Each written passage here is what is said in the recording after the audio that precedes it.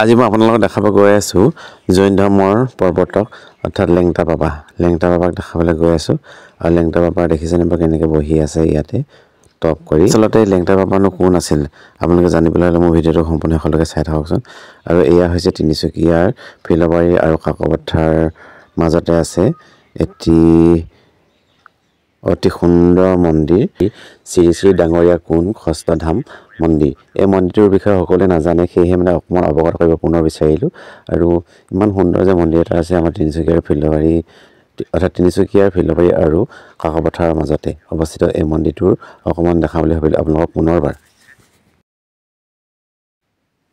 এইফালে আছে মা বৈষ্ণৱী দেৱী আৰু ইয়াতে আছে এটি শিৱলিংগৰ এই মন্দিৰটোৰ তলতে প্ৰথমে পাব।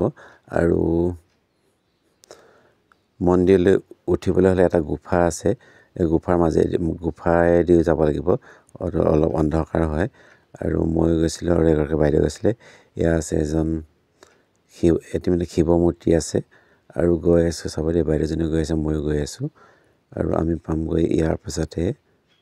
আৰু মানে যথেষ্ট দীঘলীয়া হয় গুফাটো, গুফাৰ মাজে মাজে যাব লাগে, ভালো লাগে অৱশ্যে, ইমান বেয়া নালাগে। এয়া হৈছে ইছলাম ধৰ্মৰ কাৰণেও এটি মছজিদ নিৰ্মাণ কৰি এনেদৰে মানে সংৰক্ষণ কৰি ৰাখিছে। অকল ইছলাম ধৰ্মতে সীমাবদ্ধ নহয় আৰু বিভিন্ন অন্যান্য ধৰ্মসমূহত গুৰুত্ব দিয়া দেখা গৈছে।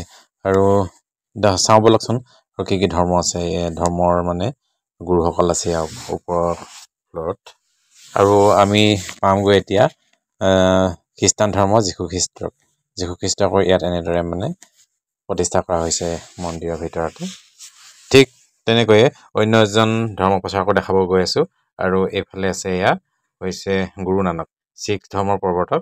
এয়া গুৰু নানক হয়, গুৰু নানকক দেখাব বিচাৰিছোঁ অকণমান।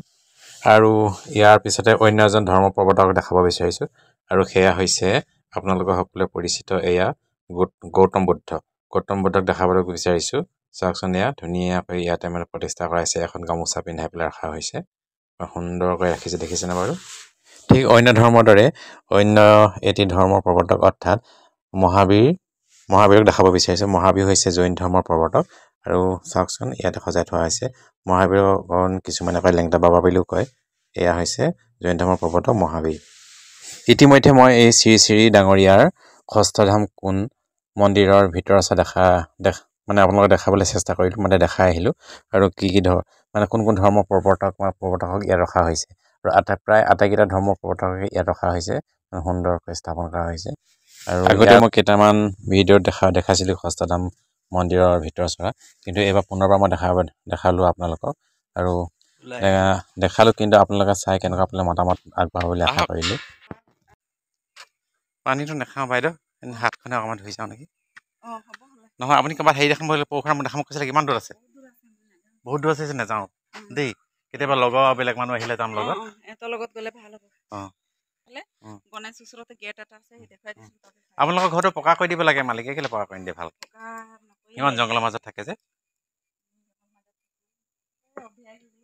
অভ্যাসটো হৈ আছে তথাপিও আকৌ বনৰীয়া জীৱ জন্তু মানে ভয় লাগে ন। ছাগলী তাগলী চব পোহে নেকি ইয়াতে? ঠিকে আছে। আৰু কি কৰিম ইয়াতে, মানে মই অৰিহণা এটা দি থৈ যাম এই মন্দিৰত। কি মন্দিৰ ক'লে বাইদেউ?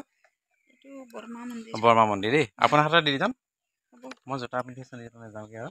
আৰু সময় পালে মানে আকৌ যদি মানে ভালে থাকোঁ, নিশ্চয় আপোনালোকক পুনৰ মানে দেখাবলৈ চেষ্টা কৰিম। ইয়াৰ ভিতৰত মানে কি পৰশুৰাম কুণ্ডৰ কি আছে, গংগা আছে। আৰু আপুনি টাইম পাব হ'লে ডিচেম্বৰ মাহত আহিলে ভালে হৈছিলে, তেতিয়া অলপ চাফা হৈ থাকিব যে, তেতিয়া আপুনি দেখাবলৈ জেগাবোৰ হ'ব দিয়ক। মই সদায় আহি পেলাই সময় নাপাওঁ যে, সময় অকণমান যে উলিয়াই পিনি আহিলোঁ দেই।